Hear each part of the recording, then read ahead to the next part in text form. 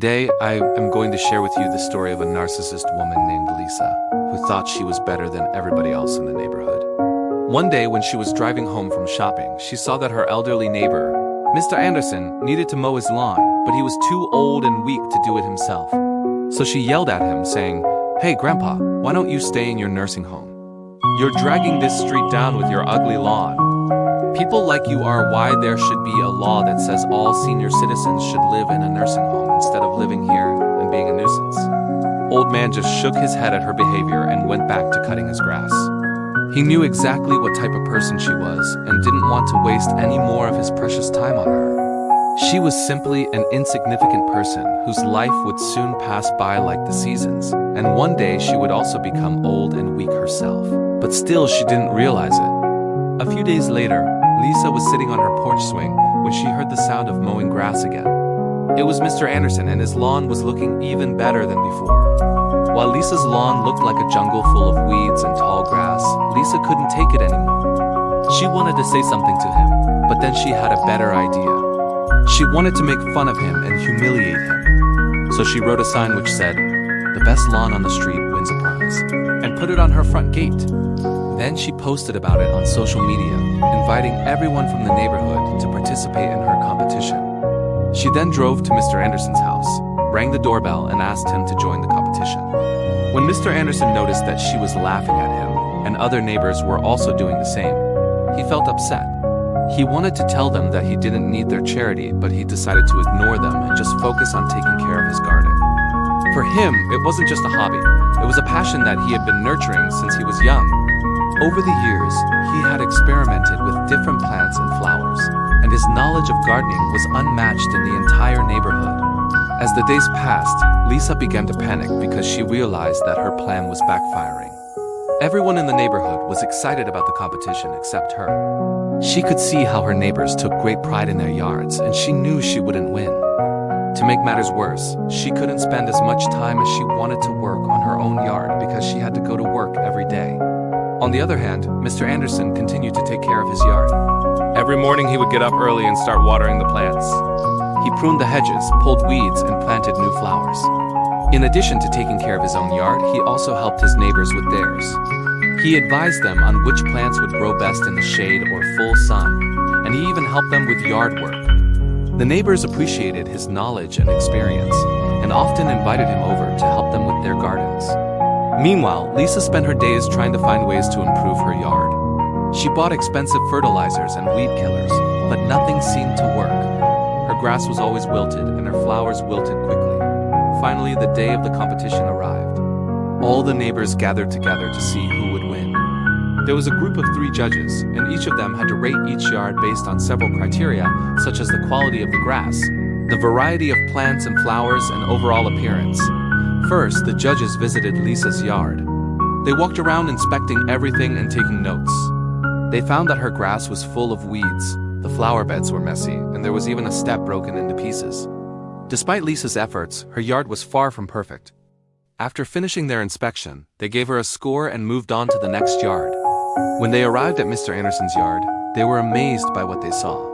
His lawn was the greenest on the street, and his flower beds were filled with a variety of colorful blooms. Roses, tulips, lily, and daisies all grew together in perfect harmony. In addition to the flowers, Mr. Anderson had also planted trees and shrubs that added to the beauty of his yard. The judges were impressed by the variety and quality of plants in his yard, and by the effort and care he had put into maintaining it. Mr. Anderson had obviously taken great pride in his yard, and it showed in the end. The judges awarded him the first prize and announced him as the winner of the competition. Everyone clapped and congratulated him, but Lisa was furious. She had been sure that she would win, but she had underestimated Mr. Anderson and his experience in gardening. As she stood there listening to the applause, she felt a surge of anger and jealousy.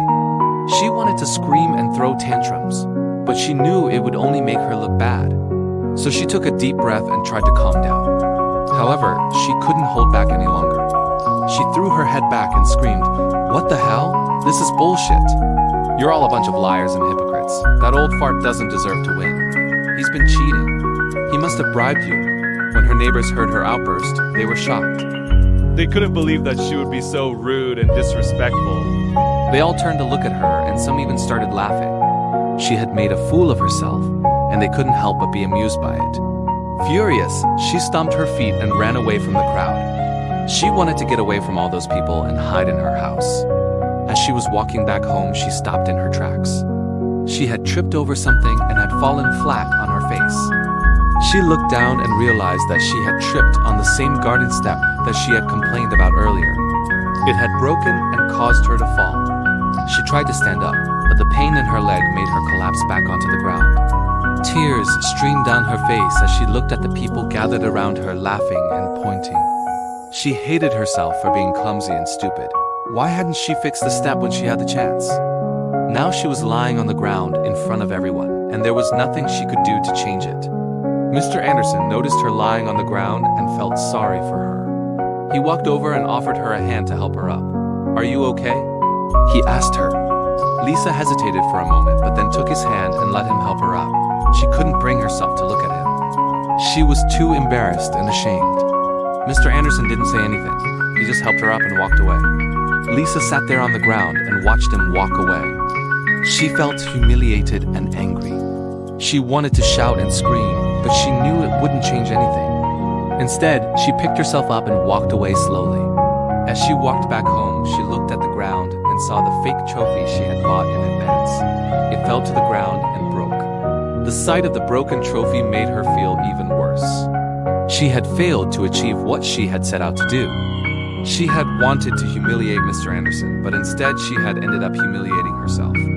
She didn't know what to do. She couldn't face her neighbors after what had happened. She had shown them how selfish, immature, and unkind she was. Lisa never participated in any community events again. She kept to herself and avoided her neighbors. She had learned her lesson the hard way. Karma had a sense of humor, and it had made sure that she paid for her actions. However, Mr. Anderson continued to be a beloved member of the community. He remained active in local events and always had a kind word and a helping hand for those in need.